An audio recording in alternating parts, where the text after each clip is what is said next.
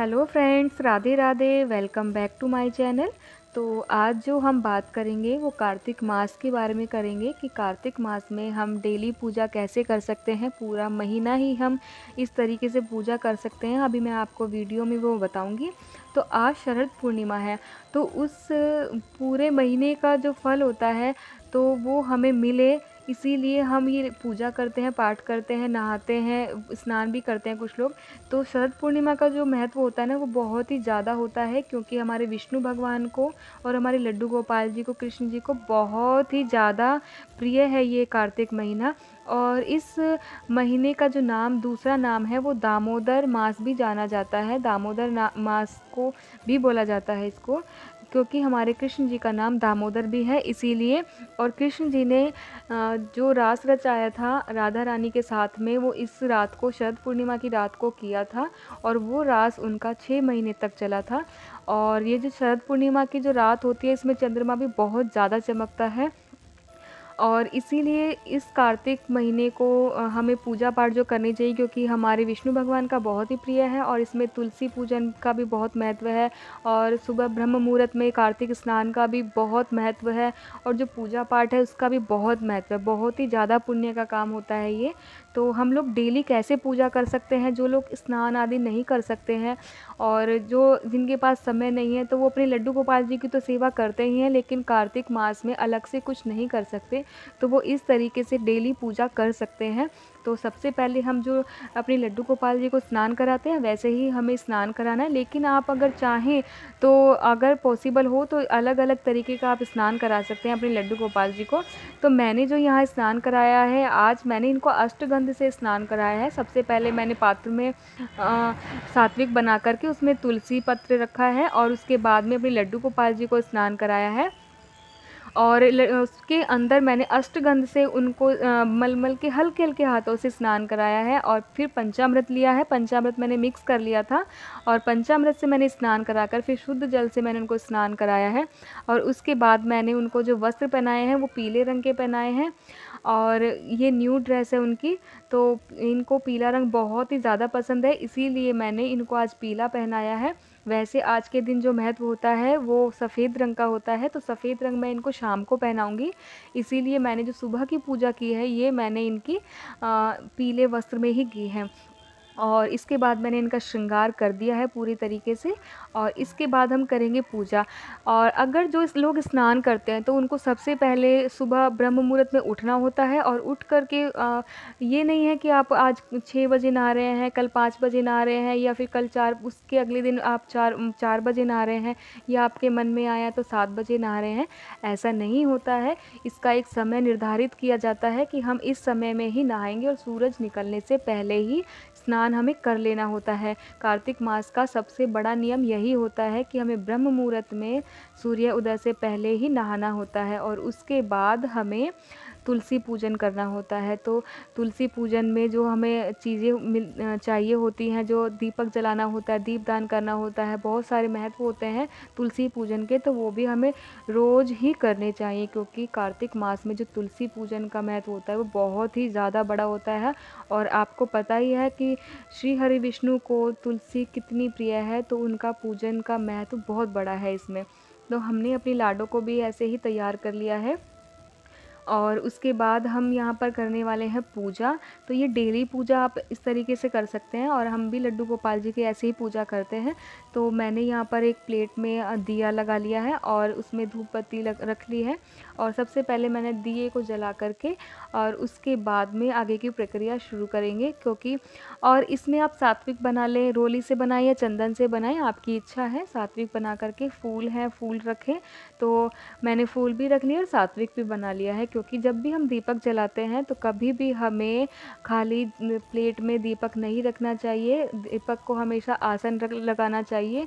और बड़ी जोत या अखंड जोत जलाना चाहते हैं तो अखंड जोत आप जला सकते हैं। मैंने यहाँ पर अखंड जोत मैंने शाम को जलाऊंगी। और ये जो मैं सुबह की पूजा कर रही हूँ, ये मैं सिर्फ आरती दिखा रही हूँ आपको। तो ये हम यहाँ पर आरती करेंगे।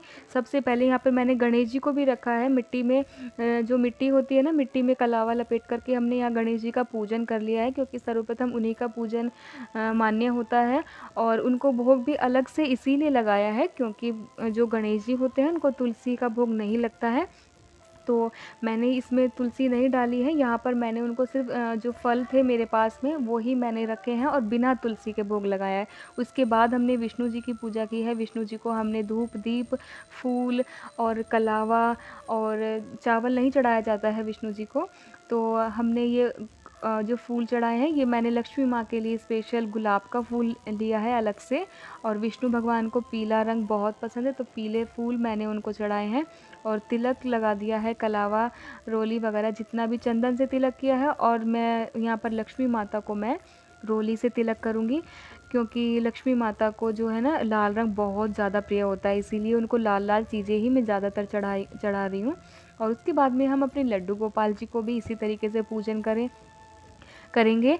और लड्डू गोपाल जी को भी मैंने यहाँ पर सभी को पहले मैंने इत्र लगा दिया है, और इनको इत्र लगाने के बाद में हम इनका पूजन उसी तरीके से करेंगे जैसे हमने विष्णु जी की है। धूप दीप फूल कलावा और इनको टीका लगाया है, इत्र की सेवा दी है। तो हमने राधा रानी का भी मैं ऐसे ही पूजन करूँगी। उससे पहले हम करेंगे लड्डू गोपाल जी का।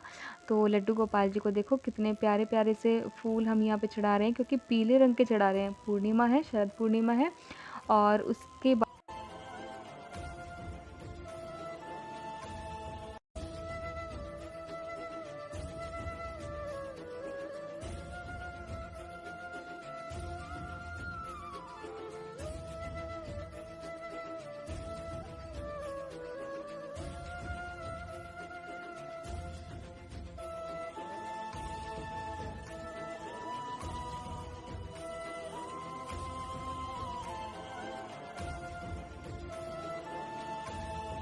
उसके बाद मैंने भोग लगाया है।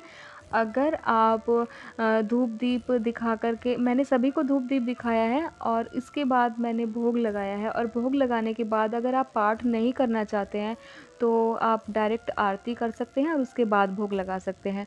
अगर आप कोई पाठ करना चाहते हैं तो भोग लगाने के बाद अपना पाठ शुरू कीजिए, उसके बाद में आप एक फिर से लास्ट में आरती कर सकते हैं। और सभी को भोग अर्पण किया है। इसमें मैंने तुलसी डाली है, और जो तुलसी डाल कर के भोग लड्डू गोपाल जी को लगाया जाता है वो तो डेली लगाया जाता है, लेकिन कार्तिक मास में लड्डू गोपाल जी के पास आप मंजरी तोड़कर ज़रूर रखें और तुलसी पत्र ज़रूर रखें, क्योंकि उनको बहुत ही ज़्यादा प्रिय है तुलसी। और सभी को भोग लगाने के बाद इस भोग को आप सभी आपस में बांट लें, या फिर पूरे खाने में जो खाना बनाया है आपने उसमें भी मिला सकते हैं। तो जो भोग लगता है, क्योंकि वो अमृत के समान हो जाता है, भोग लगने के बाद तुरंत बाद वो अमृत बन जाता है, तो उसको हमें हमेशा ही ग्रहण करना चाहिए। तो जो भी चीज़ें मैंने यहाँ पर बनाई थी, सुबह दूध है और मैंने सेब कट कर लिया था और मैंने पराठा बनाया था, और इसमें थोड़े से ड्राई फ्रूट भी रख लिए हैं। और लड्डू गोपाल जी को माखन और मलाई बहुत पसंद है, तो वो भी मैंने यहाँ पर रख ली है, क्योंकि उनको बहुत ही ज़्यादा प्रिय है। तो पराठे के साथ मैंने वो ही दी है। और भोग चाय में देती नहीं हूँ अपने लड्डू गोपाल जी को। तो जो भी आपके पास अवेलेबल है, सुबह के टाइम दूध और फ्रूट का भी भोग लगा सकते हैं, ड्राई फ्रूट का भी भोग लगा सकते हैं। आप सुबह सुबह जल्दी में रहते हैं तो जो भी अवेलेबल है, मिश्री का भी भोग लगा सकते हैं, उनको कोई दिक्कत वाली बात नहीं है। तो यहाँ पर हमने भोग लगा करके इनको बोला है चरण छू करके कि आप भोग स्वीकार करिए प्रभु, क्योंकि जब भोग लगाते हैं तो कुछ हम अपने हाथ से खिला देते हैं, लेकिन अगर हमारे पास इतना समय नहीं है कि हम अपने हाथ से खिलाएं बिठा करके, तो आप भोग रख करके घंटी बजाइए या ताली बजाइए और उनको बोलिए कि आप भोग स्वीकार कीजिए प्रभु। क्योंकि भोग जो भगवान स्वीकार करते हैं ना, वो दृष्टि भोग स्वीकार करते हैं, दृष्टि से करते हैं, क्योंकि खाते तो नहीं है, लेकिन दृष्टि से सभी देवी देवता भोग को स्वीकार कर लेते हैं। हाथों से खिलाने की ज़रूरत नहीं पड़ती, लेकिन हमारे जो बाल गोपाल जी है ना, तो उनको हम बेटे के रूप में लेकर के आते हैं, तो हम उनको इसीलिए भोग लगाते हैं अपने हाथों से। और यहाँ पर जो मैंने भोग लगाया, पूजा पाठ इसी तरीके से मेरी संपन्न हुई। इसके बीच में मैंने जो पाठ किया था वो मैंने आपको नहीं दिखाया है, क्योंकि कुछ लोग करना चाहते हैं, कुछ लोग नहीं करना चाहते। तो ये सिंपल सी पूजा थी मेरी, तो आप भी इसी तरीके से कर सकते हैं अपने घर में। और आपको ये वीडियो कैसी लगी आप मुझे ज़रूर बताइएगा। और आप सभी को कार्तिक मास की हार्दिक शुभकामनाएं। आप अपने लड्डू गोपाल जी की भी सेवा करके पूरा पुण्य प्राप्त कर सकते हैं। हमारे विष्णु भगवान की कृपा आपके ऊपर पूरी होगी। तो बहुत ही सिंपल तरीके से आप ये पूजा कर सकते हैं। और चैनल को सब्सक्राइब ज़रूर कीजिएगा, वीडियो को लाइक कीजिएगा। आपको कैसी लगी ये वीडियो मुझे ज़रूर बताइएगा। और मिलते हैं किसी नेक्स्ट वीडियो में। जब तक के लिए राधे राधे, जय श्री कृष्ण।